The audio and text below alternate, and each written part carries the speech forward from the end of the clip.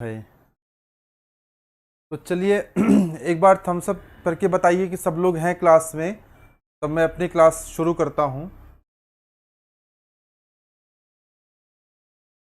अभी तो बहुत बड़ी खुशखबरी आप लोगों के लिए आ रही है। मैकेनिकल और सिविल के बच्चों के लिए इट्स अ ग्रेट अपॉर्चुनिटी, जिसका ख्वाब देखते हैं आप।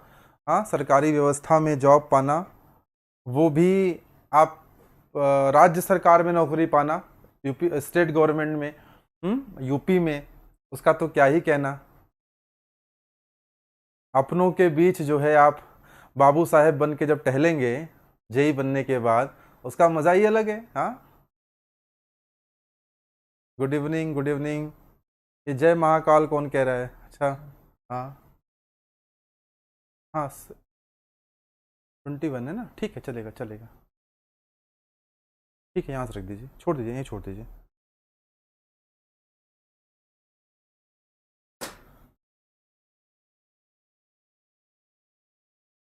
तो बड़ा अनाउंसमेंट ये है कि यूपी ट्रिपल एस सी ने अपनी डेट अनाउंस कर दी है। हाँ, बाबू साहेब बन के जो होता है ना कि मतलब जैसे मैंने बहुत सारे ऐसे लोग को देखा है जो बोलते हैं कि आईएएस करने से ज़्यादा मुझे बड़ा लगता है पीसीएस क्वालिफाई कर लेना। क्योंकि पीसीएस क्या है ना, वो अपनों के बीच आप एसडीएम बन के आते हैं। हाँ, आप रहने वाले प्रयागराज के हैं और आप प्रतापगढ़ में एसडीएम बन गए, आप गोरखपुर में एसडीएम बन गए, तो उसका भौकाल ही अलग है। हाँ, आपके चाचा के, मामा के, बुआ के, दामाद का लड़का का लड़की, कुछ ना कुछ रिश्ता निकली आएगी। अब वो बताएंगे वो फलनवा का लड़का जो है एसडीएम बन के आया भैया, बड़ा भौकाल है। तो राज्य सरकार की नौकरियों का यही मज़ा है कि आप अपने आसपास के लोगों के बीच एक भौकाली पोस्ट पे हो जाते हैं, तो उसका क्या ही कहना है। बचपन में जिसने आपसे सही से बात नहीं किया था, हाँ, अब वो लोग आपके यहाँ जब आएंगे आपसे काम लेकर के। सर टाइमिंग आपकी 4:30 से है, बट स्टार्ट 5 से। ऐसा क्यों? कहाँ 4:30 से टाइमिंग है? ये किसने बताया? हाँ, 4:30 टाइमिंग है क्या जी? 4:30 टाइमिंग नहीं है बेटा, टाइमिंग 5 बजे की ही है। 3 से 5 आपकी जो क्लास चली है, वो क्लास आपकी गजेंद्र सर के ना होने से अभी 2 दिन और वो नहीं रहेंगे, तो कमल पांडे सर ने ली। 5 से 6 मेरी क्लास है, 6 से 7 शिवेन सर आ गए हैं, उनकी क्लास होगी। ठीक है। हाँ, जिन्होंने फॉर्म नहीं भरा है उसके लिए कोई बात नहीं है। मैं आपको टाइमिंग को लेके बता दूं, जिनको डाउट है शायद। देखिए, अभी 3 to 4 जो हमारी क्लास होती है, अभी आज कई सारे डिस्कशन आप लोगों से करने हैं जो मुझे बताना भी है आप लोगों को। देखिए, 3 PM to 4 PM ये क्लास गजेंद्र सर की है। गजेंद्र सर की क्लास है, जिसमें वो अभी सर्वे पढ़ा रहे हैं। सर्वे हो जाएगा तो कोई दूसरा सब्जेक्ट स्टार्ट करेंगे। बात समझ में आया? अच्छा, उसके अलावा 4 PM to 5 PM वाली जो क्लास है, ये क्लास आपकी कमल पांडे जी की है, जिसमें अभी तक सर क्या पढ़ा रहे थे? सोम पढ़ा रहे थे, अब उन्होंने आरसीसी शुरू कर दिया है। बात समझ पा रहे हैं ना? उसके बाद देखिए 5 PM से जो क्लास शुरू होती है 5 से 6 PM तक, ये क्लास होगी आपकी फ्लूइड मैकेनिक्स की या फिर हाइड्रोलिक्स, जिसे आप लोग हाइड्रोलिक्स कहते हैं। ठीक है ना? ये क्लास मैं पढ़ाता हूं आपको। जब मैं ये कवर कर लूंगा ना, तो आप लोगों को हाइड्रोलिक मशीन भी पढ़ाऊंगा। ठीक है। और 6 से 7 जो आपकी क्लास होती है वो शिवेन सर की होती है, मैकेनिकल वाले बच्चे पढ़ते हैं, और शिवेन सर की क्लास जो हो रही है वो प्रोडक्शन पे हो रही है। तो ये हमारा शेड्यूल है। अगर कहीं पर कोई दिक्कत होती है, जैसे अभी गजेंद्र सर नहीं है, घर गए हुए हैं, हालांकि अभी तो इसके बाद कोई छुट्टियां किसी की रहेंगी भी नहीं ज़्यादा, तो इस पूरी क्लास को कमल पांडे सर कवर कर रहे हैं 3 to 5। समझ में आया ना? तो ये हमारा वो है, शेड्यूल है। तो बच्चों देखिए, बड़ी बात ये है कि 2018 में जो वैकेंसी आई थी यूपी ट्रिपल एससी जेई की, 2018 वाली जो वैकेंसी है, इसका एग्ज़ाम डेट आ गया है। इसका एग्ज़ाम डेट अनाउंस हो गया है, और जिस तरह से यूपी में इलेक्शन है, इससे पूरा मान के चलिए कि एग्ज़ाम हो भी जाएगा निश्चित रूप से एग्ज़ाम के टलने की भी कोई संभावना नहीं है। तो जिन लोगों ने भी फॉर्म भरा है, जिन लोगों ने पहले कभी फॉर्म भरा था, वो लोग के पास बहुत अच्छा मौका है कि आप राज्य सरकार में बहुत एक अच्छी जॉब पा सकते हैं यूपी ट्रिपल जेईई के थ्रू।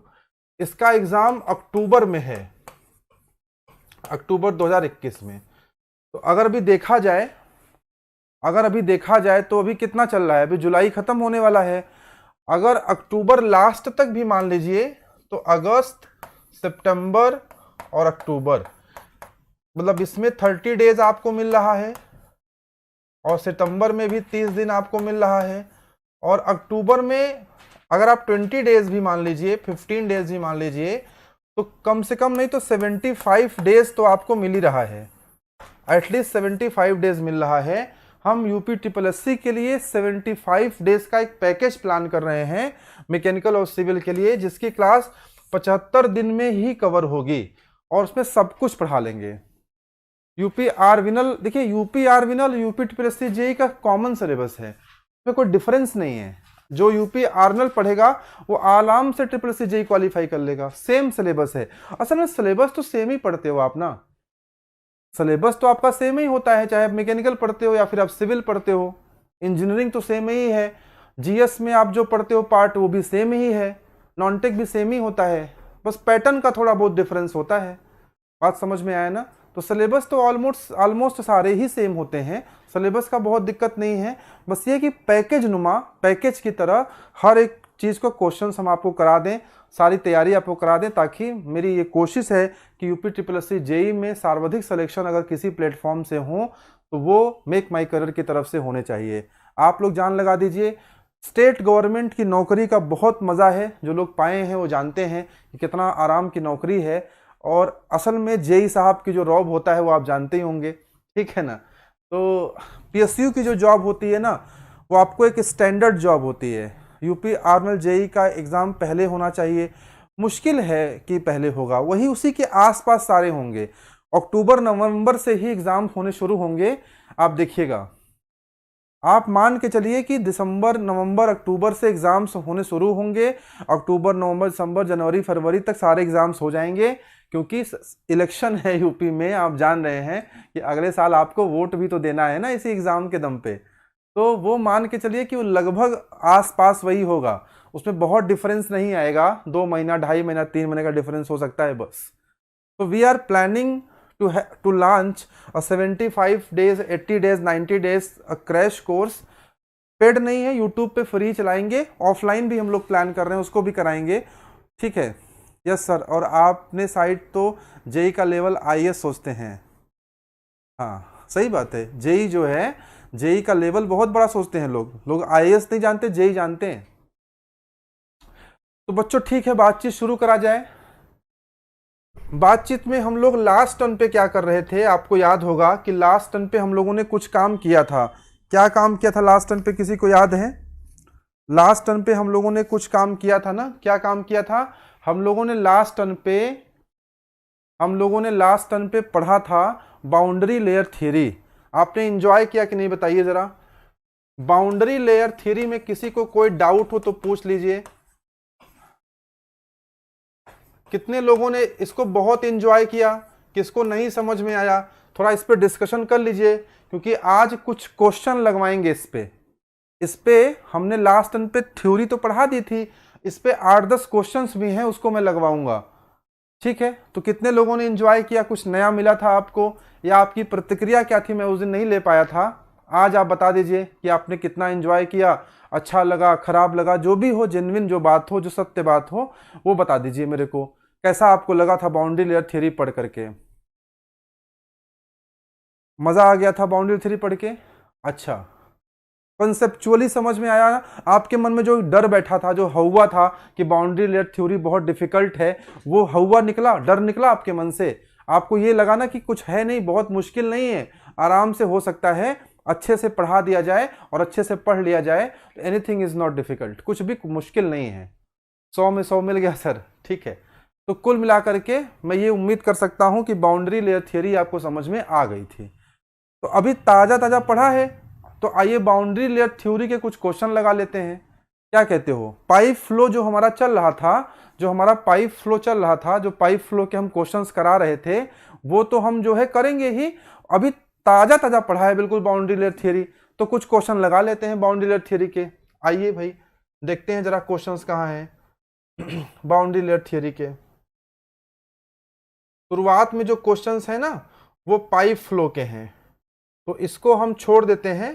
पहले हम बाउंड्री लेयर थ्योरी का क्वेश्चन कराते हैं, उसके बाद हम आएंगे पाइप फ्लो पे। बाउंड्री लेयर थियरी के क्वेश्चंस लगा लेते हैं, अभी अभी तो पढ़ा है ना, तो लगा लेते हैं, उसके बाद हम आते हैं आपका पाइप फ्लो पे।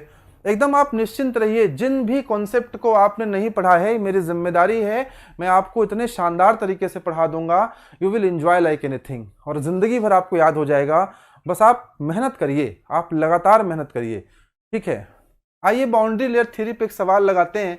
ये पीएसयू का क्वेश्चन है, पीएसयू में कई बार ये पूछा गया है, जैसे आपके एनटीपीसी में, जैसे आपके बीएचईएल में, जैसे आपका गेल है, सेल है, स्टील अथॉरिटी है, बीपीसीएल है।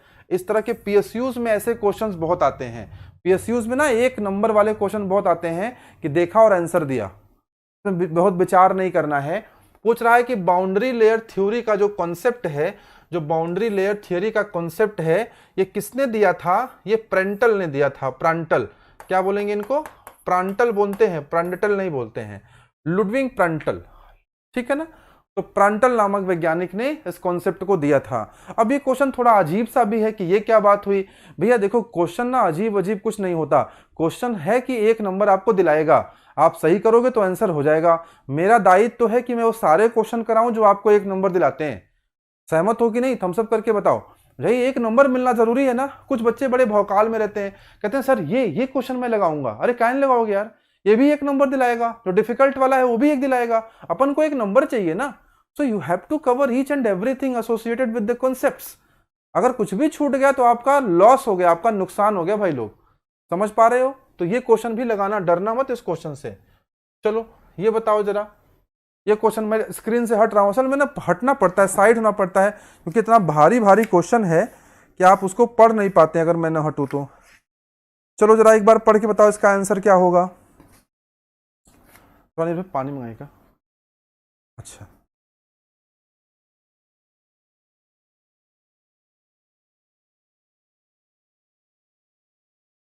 क्या क्वेश्चन है? In a boundary layer developed along the flow, the pressure decreases along the down stream direction, the boundary layer thickness would. Boundary layer thickness क्या होगा बताइए, सवाल का जवाब बताइए। अच्छा सवाल है, अच्छा सवाल है, कोई ऐसा ना, ऐसा मतलब लॉलीपॉप क्वेश्चन नहीं है, चॉकलेट वाला क्वेश्चन है। और इसका जवाब कराया था मैंने लास्ट क्लास में, इसका जवाब कराया था, पूरा समझाया था। सवाल को ध्यान से पढ़िए, बताया ना, सवाल को ध्यान से पढ़ोगे जवाब सवाल में ही मिल जाएगा फटाक से। सवाल को ध्यान से पढ़िए, सवाल को ध्यान से पढ़िए। कह रहा है कि इन अ बाउंड्री लेयर, किसी बाउंड्री लेयर में क्या हो रहा है? Developed along the flow. Boundary layer कहां डेवलप होता है? सबसे पहली बात तो समझिए, बाउंड्री लेयर कहां डेवलप होता है? Along the flow. कहां होता है? Along the flow. बात समझ में आया? The pressure decreases, pressure decrease करता है along the down stream direction. The boundary layer thickness, boundary layer thickness क्या होती है? बढ़ती है कि घटती है? याद है? कुछ याद आया? प्लेट वाला, प्लेट वाला जो फॉर्मूला बनाया, फिगर बनाया था, याद आया? ऐसे था ना बच्चों? बोलो भैया, याद आया? जिंदगी भर नहीं भूलेंगे आप, मेरा आपसे प्रॉमिस है। 2012 से मैं पढ़ा रहा हूं, मुझे 10वां साल है पढ़ाते हुए। जेई लेवल पर, एई लेवल पर, गेट पर, आईएएस पे, एकेडमिक्स पे, डिप्लोमा पे, बीटेक पे, एमटेक पे, हर एक फील्ड में मैंने लोगों को पढ़ाया है। और मेरा एक ही ऑब्जर्वेशन है कि नथिंग इज डिफिकल्ट, कुछ भी मुश्किल नहीं है, बट आपको ट्राई करना पड़ेगा, आपको पढ़ना पड़ेगा, और ऐसे पढ़ना पड़ेगा कि आपके दिमाग में पिक्चर्स बन जाएं। क्योंकि सब कुछ पढ़ने के बाद एग्जाम के 2-2.5 घंटे में सब कुछ निकालना भी है आपको। बात समझ में आया ना? तो पिक्चर्स के फॉर्मेट में पढ़ना बहुत जरूरी है। तो देखिए इस तरह से बनता है, याद होगा आपको ना। कहने का अर्थ है कि ग्रेजुअली जो बाउंड्री लेयर थिकनेस है वो इंक्रीज करती है बच्चों ना, याद है ना, इंक्रीज करती है। यहाँ हमने दिखाया था आपको, क्या दिखाया था कि ये डेल्टा 1 होगा, ये डेल्टा 2 होगा, ये डेल्टा 3 होगा। तो ये ग्रेजुअली इंक्रीज करती है, ऐसा नहीं कि सडन इंक्रीज करती है। देखो डिक्रीज तो करती नहीं है, तो ये गलत हो गया। रिमेन कांस्टेंट तो होता नहीं है, अगर रिमेन कांस्टेंट होता तो सेम बनता सब जगह। बात समझ पा रहे हो ना। इंक्रीज रैपिडली, ऐसा भी नहीं कि रैपिडली इंक्रीज करता है, सडन इंक्रीज नहीं करता है, ये ग्रेजुअली इंक्रीज करता है। More and more resistance, more boundary layer thickness. Yes, जितना आगे बढ़ोगे आप प्लेट पे मोर रेजिस्टेंस आएगा। The correct answer is D part. चलिए क्वेश्चन नंबर नेक्स्ट बताइए भाई। द लेमिनार सबलेयर इज, लेमिनार सबलेयर क्या होता है, कहां मिलता है, बताइए।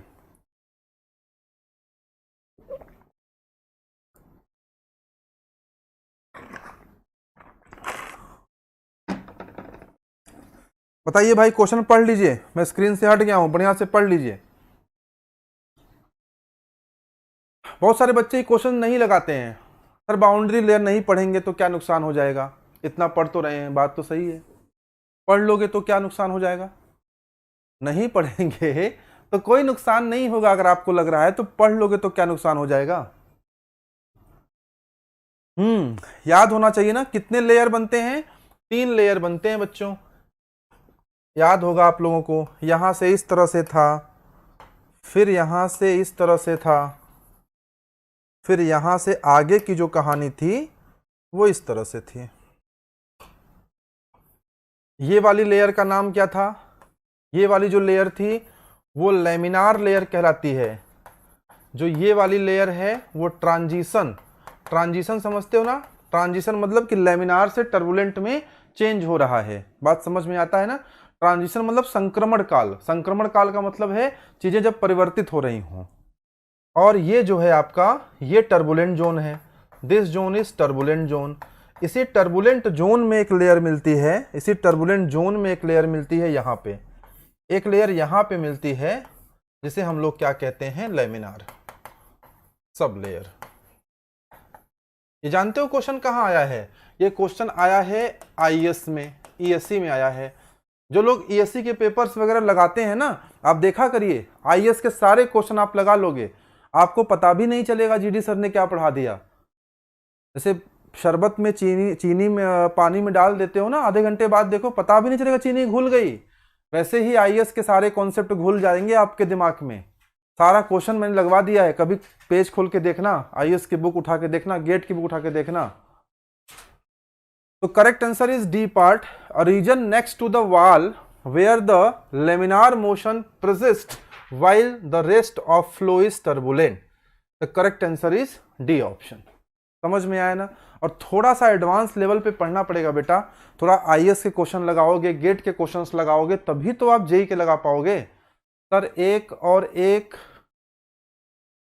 एक और होता है रेनॉल्ड क्रिटिकल वैल्यू। हाँ, रेनॉल्ड क्रिटिकल वैल्यू, देखो मैं जो चीज एक छोड़ दिया था कि चलो ठीक है इसको नहीं बताते हैं या बाद में बता देंगे, दीपक ने उसी पे क्वेश्चन पूछ लिया। ठीक है, मैं किसी दिन क्लास में डिस्कस कर दूंगा पूरा रेनॉल्ड, लोकल रेनॉल्ड नंबर का कॉन्सेप्ट। अभी आपने ना केवल रेनॉल्ड नंबर पढ़ा होगा, मैं आपको लोकल रेनॉल्ड नंबर पढ़ाऊंगा बाउंड्री लेयर थियरी में। ठीक है, अब उस दिन थियोरेटिकल पार्ट था और वो उतना जरूरी भी नहीं होता है जेई के पॉइंट ऑफ व्यू से, आईएएस और गेट के लिए इंपॉर्टेंट होता है। अब आपने जिक्र कर दिया है तो मेरे से भी रहा नहीं जाएगा, मेरी भी बेचैनी रहेगी, मैं पढ़ा दूं।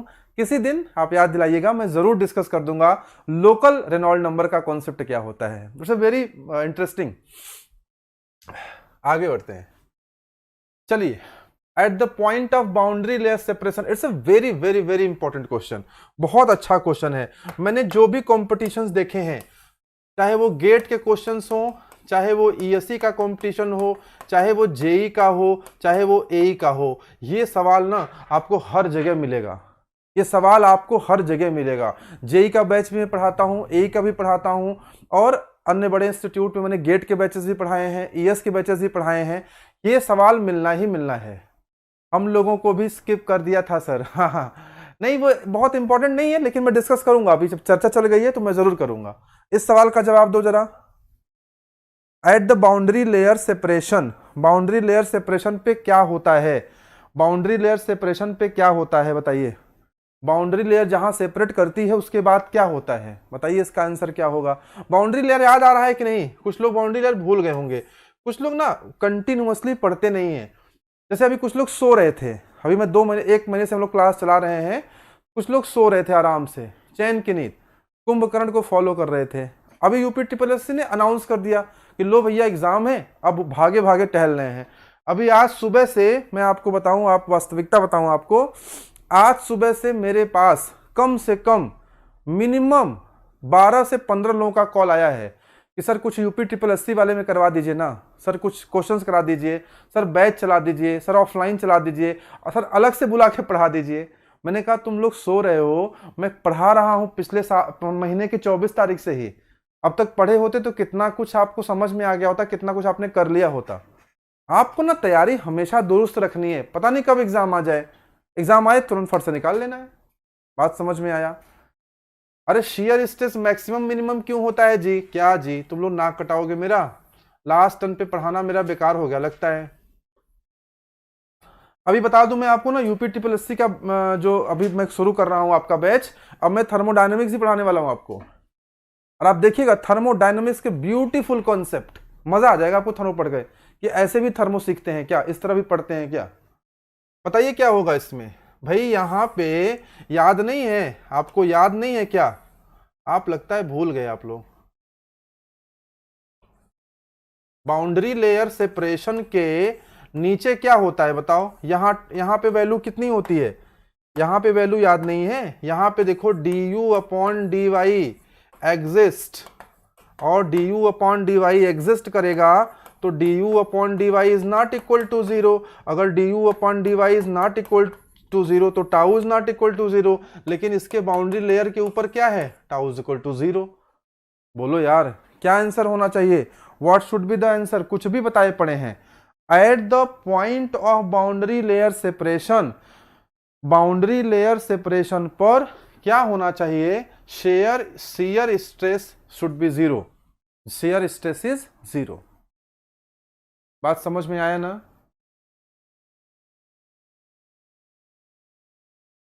बिल्कुल सही कह रही समीक्षा कि सर 1-2 महीने में लोग कैसे पढ़ लेते हैं, हमको लगता है अभी बहुत कुछ पढ़ना है। अच्छा तुमको लगता है अभी बहुत कुछ पढ़ना है? समीक्षा मेरी पिछले बैच की स्टूडेंट थी, लास्ट जो कोविड से पहले बैच हम लोगों ने पढ़ाया उसके स्टूडेंट थी, तो 1-2 साल से ही पढ़ रही है और इसको लगता है बहुत कुछ पढ़ना है। और मैं बताऊं, मैं 2008 से 12 मैंने बीटेक किया, 12 से मैं पढ़ा रहा हूं और अभी मेरे को लगता है कि मुझे बहुत कुछ पढ़ना है, अभी मुझे कुछ नहीं आता।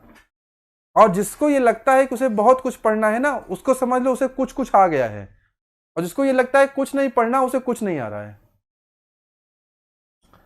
चलिए ये सीधे फॉर्मूला ही है, सीधे सीधे फॉर्मूला है। किसका फॉर्मूला पूछा है आपसे? मोमेंटम थिकनेस, मोमेंटम थिकनेस का फॉर्मूला है। देखिए 3 फॉर्मूले आपको याद रखने हैं ना, एक डिस्प्लेसमेंट थिकनेस, एक एनर्जी थिकनेस। मैंने सारे फॉर्मूले सिखाए थे लास्ट टर्न पे, और एक मोमेंटम थिकनेस। अब ये तीनों फॉर्मूले ना याद कर लो, इसको रटना पड़ेगा आपको। यहां पे कौन सा पूछा हुआ है? यहां पे कौन सा पूछा है? यहां पे पूछा है मोमेंटम थिकनेस। बताइए क्या आंसर होगा? बताइए क्या आंसर होगा मोमेंटम थिकनेस का? ये पानी भी ठीक है। मोमेंटम थिकनेस ये रटा होना चाहिए जबान पे।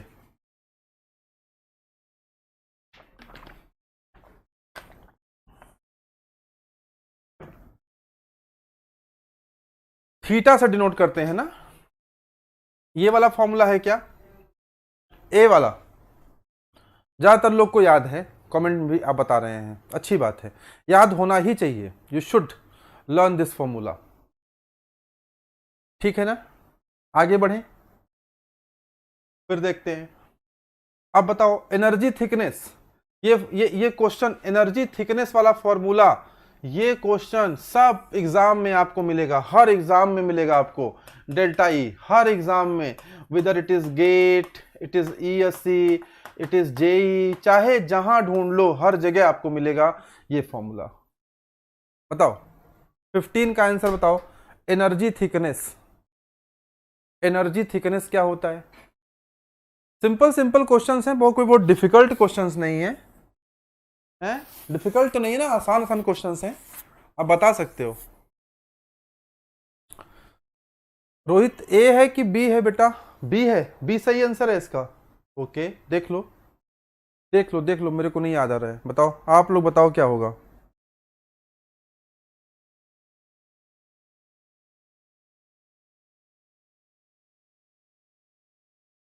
सब लोग कह रहे हैं ना बी पार्ट इसका आंसर है, सब लोग को बी लग रहा है आंसर। ठीक है, ये देखते हैं ना यू स्क्वायर है यहां पे। चलिए, तो 15 का आंसर क्या है? B is the correct option. अभी एक बचा हुआ है, उस पर भी एक क्वेश्चन जरूर होगा मेरी में। हाँ, डिस्प्लेसमेंट थिकनेस, डिस्प्लेसमेंट थिकनेस बताओ इसका आंसर क्या होगा? 16वें का, 16वें का आंसर क्या होगा बताओ? बताओ भाई क्या होगा इसका आंसर? बताओ भाई क्या होना चाहिए इसका आंसर?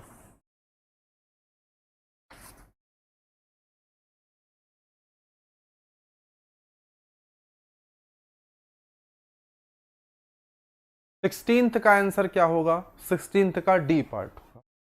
देखिए ना, आपके फॉर्मूले अगर रट गए हैं तो आप जो है तुरंत आंसर दे ले रहे हैं।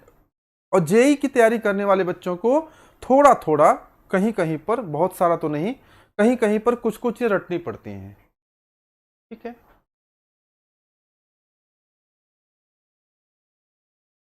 थैंक यू आ गया इधर। अब पीछे चलना पड़ेगा हम लोग को ना। तो देखिए बाउंड्री लेयर थ्योरी पे ना अभी क्वेश्चन और है बच्चों, इस बात का ध्यान रखिएगा। कल वाला जो क्लास रखूंगा मैं, उस पर भी मैं आपको बाउंड्री लेयर थ्योरी पे ही क्वेश्चंस कराऊंगा। तो अभी मैं इसको पीछे इसलिए लेके चल रहा हूं क्योंकि अभी पाइप फ्लो के कुछ क्वेश्चंस हमारे बचे हुए हैं, तो हमें उनको कवर करना है। पाइप फ्लो वाले जो क्वेश्चंस हैं हमें उनको भी कवर करना है। देखिए पूरी फ्लूइड मैकेनिक्स आपको अच्छे से आनी चाहिए, जो मेरा मोटिव है कि फ्लूइड मैकेनिक्स आपको मैं शानदार तरीके से सिखा दूं। चलिए, अब ये सारे क्वेश्चंस किस पे हैं? पाइप फ्लो पे हैं। ये सारे क्वेश्चंस किस पे हैं? पाइप फ्लो पे हैं। जो मैकेनिकल वाले बच्चे हैं वो आज शाम को शिवेन जी की क्लास चलेगी, शिवेन सर की क्लास चलेगी 6 बजे से। ठीक है, आप बने रहिएगा आज। पूरा फ्लूइड मैकेनिक्स सिखा देंगे, पूरा फ्लूइड मैकेनिक्स हर एक लेवल पे, जेई लेवल पे भी, गेट लेवल पे भी, आईएस लेवल पे भी सारे क्वेश्चंस करा देंगे, आपको कहीं दिक्कत नहीं आएगी।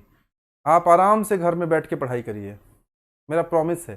थर्मोडायनेमिक्स सिखा देंगे, आरएसी सिखा देंगे, आईसी इंजन सिखा देंगे, हीट ट्रांसफर सिखा देंगे। जिन लोगों को आरएसी पढ़ाया है पूछो कितना उन लोगों को कॉन्सेप्ट क्लियर है। क्यों भाई बताओ, रेफ्रिजरेशन एयर कंडीशनिंग का कॉन्सेप्ट क्लियर है कि नहीं?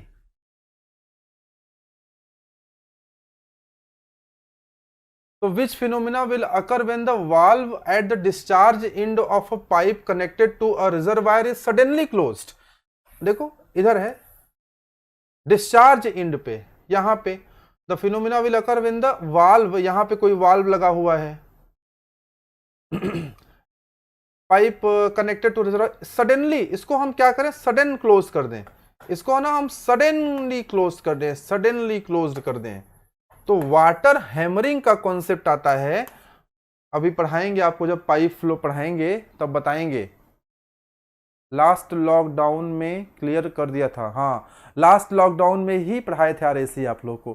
पता है एक सब्जेक्ट ना मेरा भी पढ़ाने का और मन है, वो केमिकल वाले, मैकेनिकल वाले सबके जरूरी है, और उसका नाम है हीट ट्रांसफर।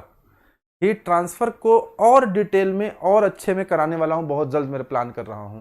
वो एक ऐसा सब्जेक्ट है जिसको लोग छोड़ देते हैं, सही से पढ़ते नहीं है, लेकिन एग्जाम में आता है। हाँ हाँ, दीपक कह रहा है सर मैं आपका ओल्ड वीडियोस देख के पढ़ लेता हूँ।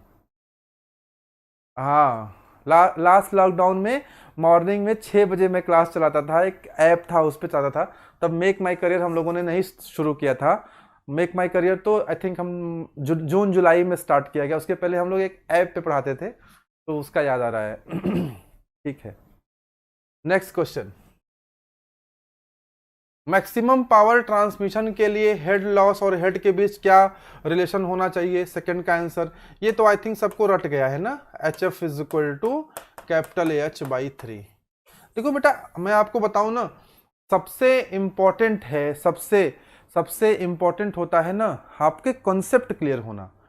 अगर आपका कॉन्सेप्ट नहीं क्लियर है ना, आप लाख किताब पढ़ लो, कुछ भी पढ़ लो, क्वेश्चंस लगा लो, आप एग्जाम नहीं क्रैक कर पाओगे। क्योंकि पता है कॉन्सेप्ट क्लियर होने से क्या होता है ना, आपको कॉन्फिडेंस आता है।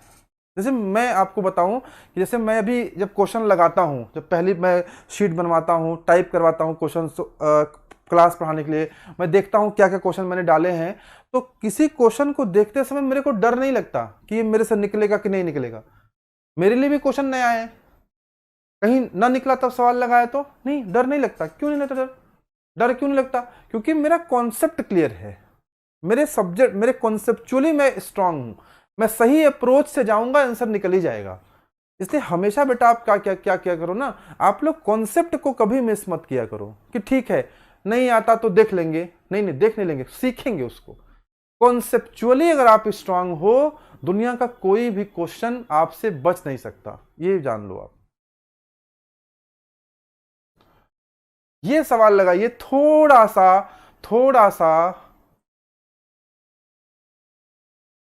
सा नेक्स्ट लेवल का क्वेश्चन है, थोड़ा आपको टहला रहा है, थोड़ा बढ़िया से लगाइए, समय देके लगाइए, जल्दी से मत लगा लीजिए।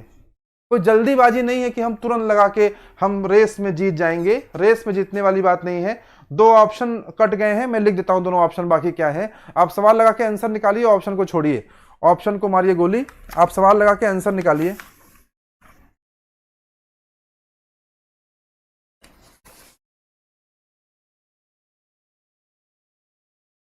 टू 2.5 और 5 वाला आंसर है, ए भी दिया हुआ है, सी और डी ऑप्शन नहीं दिख रहे हैं, सी और डी ऑप्शन नहीं दिख रहे हैं।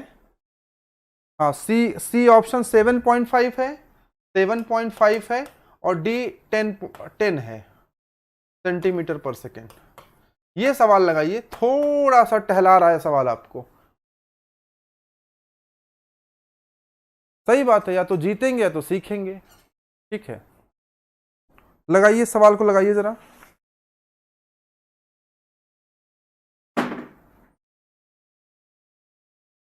कैसे लगा भाई बताइए, सवाल को करिए।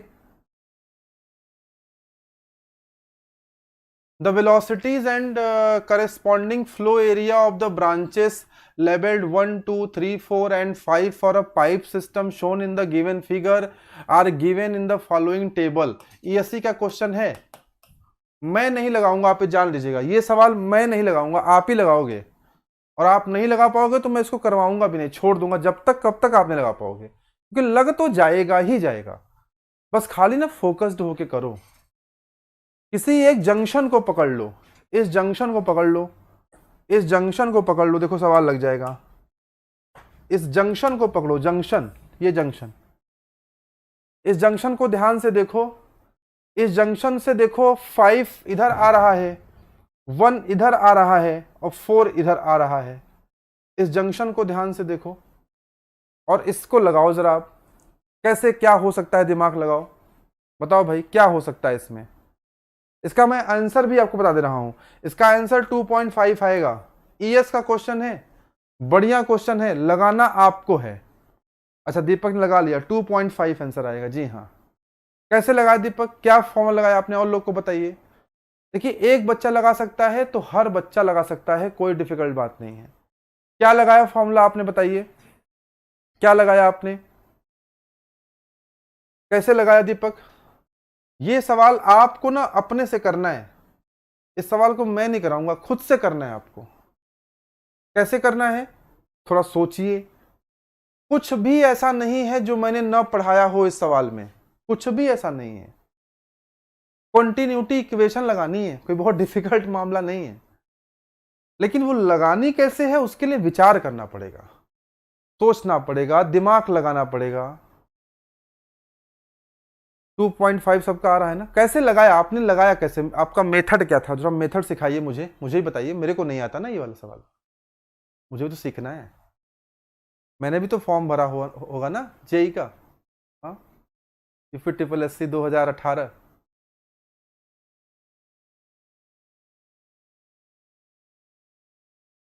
बोलो भाई।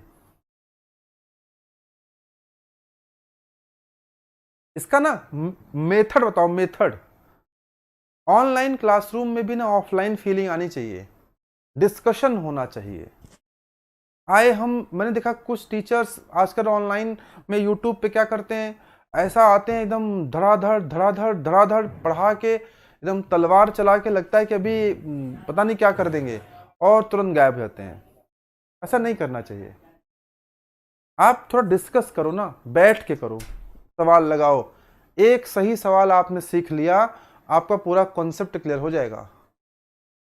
हाँ, 5 × 4 प्लस 8 × 5 =4 × 10। दीपक ने क्या लिखा, 5 × 4 प्लस 8 × 5 और इज इक्वल टू 4 × 10। इससे क्या आया जी, इससे तो कुछ नहीं मिला। ये देखो 5 चौक 20 हो गया, 8 पंचे 40 हो गया, 50 ये 20 हो गया। इससे क्या मिला, इससे तो मुझे कुछ नहीं दिख रहा है। फॉर्मूला क्या लगाया, फॉर्मूला, फॉर्मूला क्या लगाया। हाँ, Q1 + Q2 = Q4। Q1 देखो, Q1 ये हो जाएगा, Q2 इधर से आ रहा है, Q4 इधर जा रहा है। कोई भी लगा लो, किसी जंक्शन को पकड़ लो, निकल जाएगा आंसर। समझ में आया ना, बात पकड़ में आया बच्चों। ठीक है, फिर भी अगर आपको कोई डाउट वाउट हो तो आप मेरे नंबर पे संपर्क करना, आप इस नंबर पे संपर्क करना। अपने से लगाने का ट्राई करो, अपने से लगाने के लिए प्रयासरत रहो। तुरंत हिम्मत मत हार जाओ कि अरे सर मेरे को नहीं आ रहा। लगा लो, एक दिन ट्राई कर लो, नहीं आएगा तो जीडी सर कहीं नहीं जा रहे, हम हैं यहीं इलाहाबाद में। इस स्टूडियो में मिलेंगे आपको फिर से कल 5 बजे।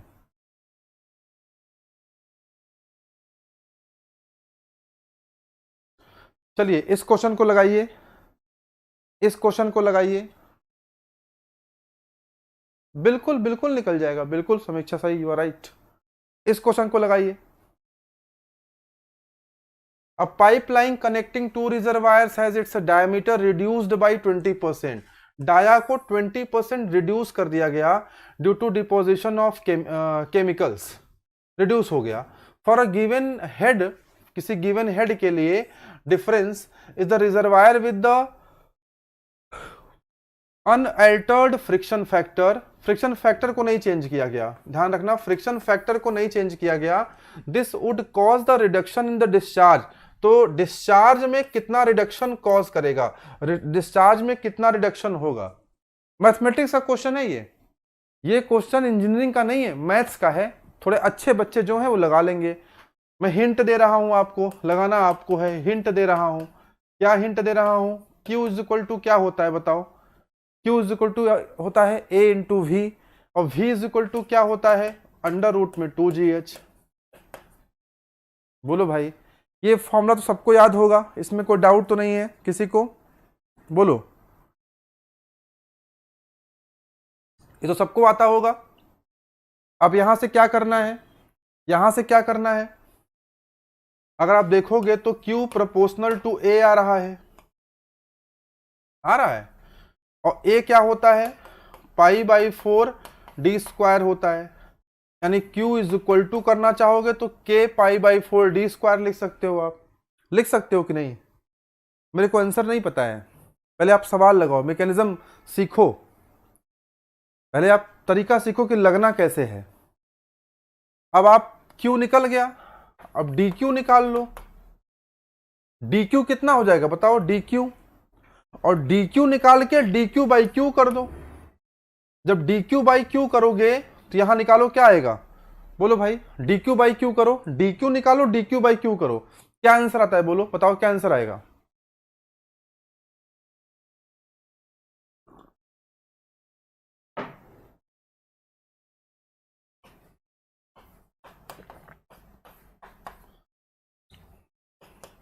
ये आएगा, बोलो सही है। तो ये कितना हो जाएगा, टू और रिड्यूस हो रहा है तो माइनस का, और कितने का है 20%, मानी 0.2% का, तो 0.4 का आएगा, मल्टीप्लाई कर दोगे तो 40% अप्रॉक्स आएगा, 40% के आसपास ए पार्ट है।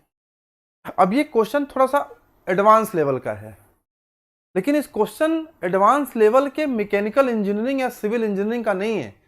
फ्लूइड मैकेनिक्स में लेवल नहीं बढ़ा इसका लेवल मैथ में बढ़ गया। और आपकी यही समस्या है कि आपको मैथ ही नहीं आती है। जहां डिफरेंशिएशन करने को बोल दो वहां आप डर जाते हैं, जहां इंटीग्रेशन करने को बोल दो वहां आप डर जाते हैं। तो डिफरेंशिएशन, इंटीग्रेशन, ज्योमेट्री से तो भैया आपको कंफर्टेबल होना पड़ेगा ना। ये लगाओ क्वेश्चन नंबर 5।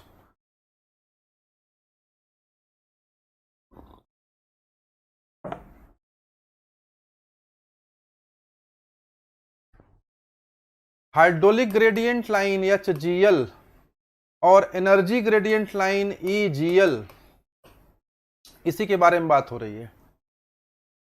HGL और EGL के बारे में बात हो रही है। बताओ जरा HGL क्या है और EGL क्या है?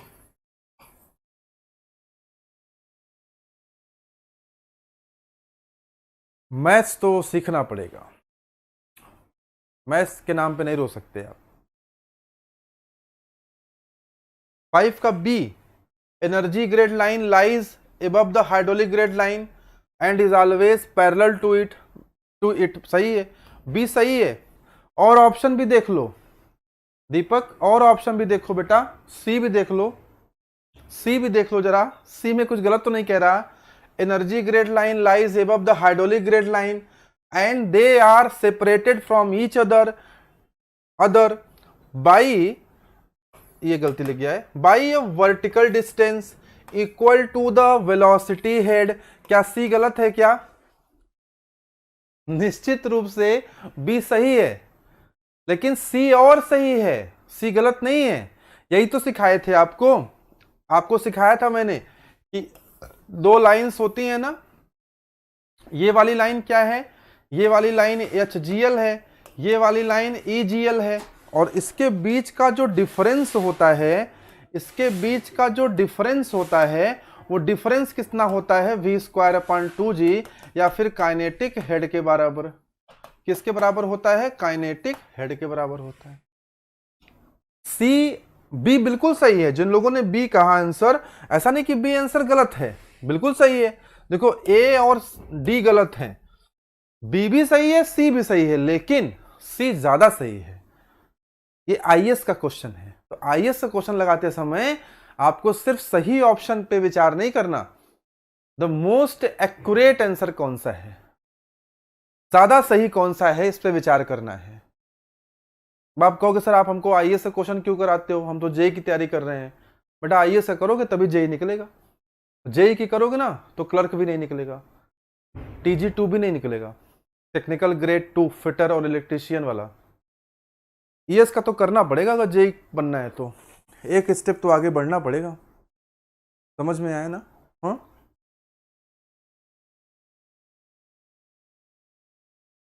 इस क्वेश्चन को भी छोड़ देते हैं, थोड़ा सा डिफिकल्ट पार्ट है, इसको भी छोड़ते हैं, पहले ये लगाते हैं। ये क्वेश्चन लगाइए, क्वेश्चन नंबर 8। डिफिकल्ट कैलकुलेशन ज्यादा है क्योंकि समय थोड़ा कम है, शिवेन जी की क्लास भी होनी है, इतने टाइम थोड़ी ना देंगे सर क्वेश्चन पर। आईएएस जैसे सोचना देगा तब हमें, हाँ बिल्कुल सोचने देगा।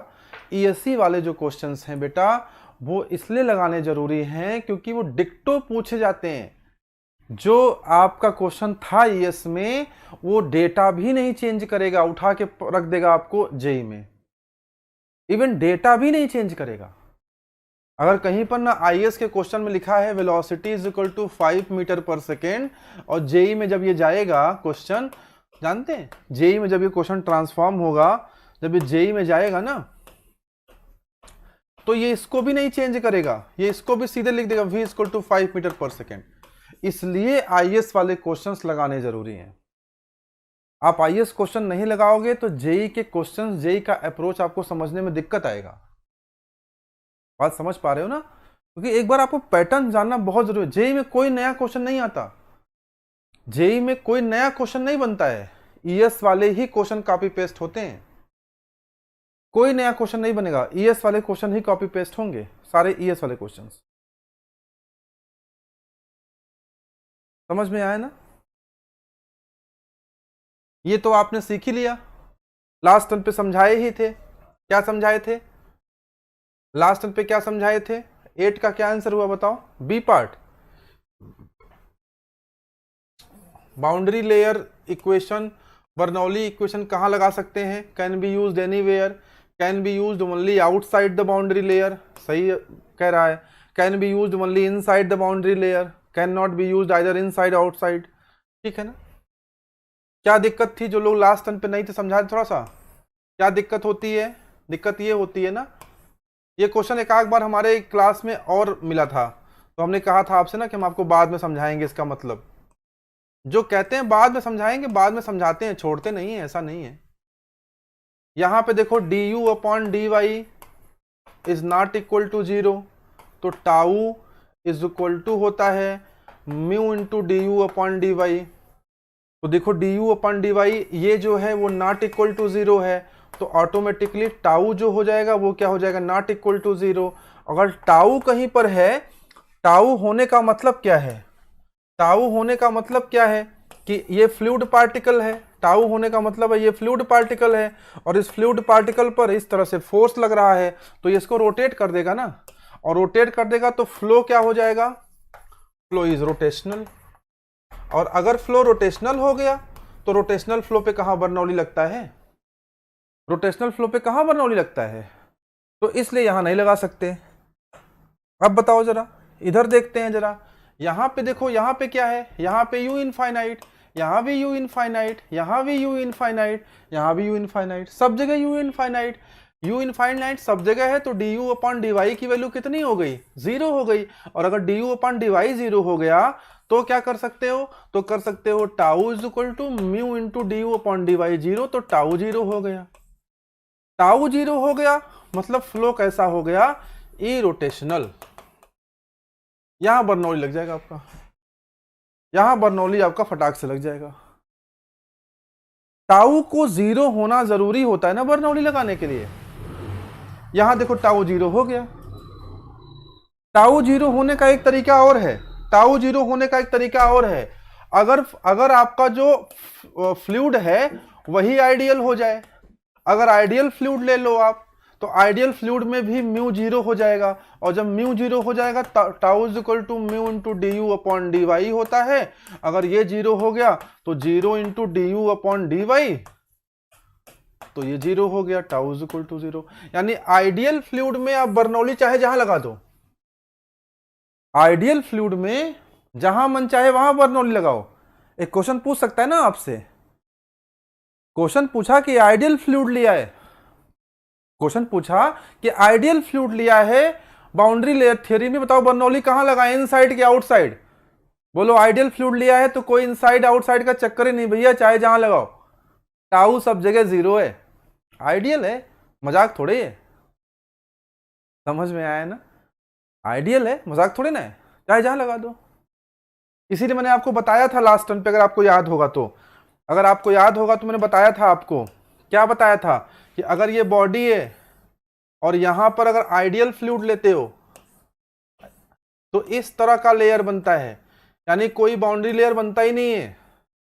लेकिन अगर ये बॉडी है, तब भूल गए तुम लोग, सैटरडे को ही सिखाया था, सब लोग भूल गए लगता है, किसी को याद नहीं है, कोई नहीं कह रहा कि हाँ सर आपने पढ़ाया था हमें याद है। किसी को याद है? रियल फ्लूइड, आइडियल फ्लूइड,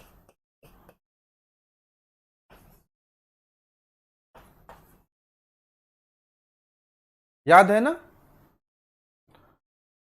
ये देखो आपका रियल फ्लूइड का ऐसा बनेगा, आइडियल फ्लूइड में चाहे जहां बर्नौली लगाओ, जहां मन करे।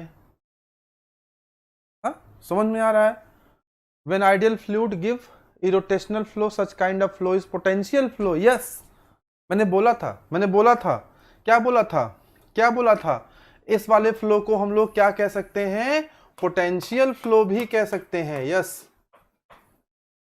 मैंने सिखाया था, लास्ट टर्न वो वाली क्लास अगर याद हो, थ्योरी वाली, सैटरडे वाली,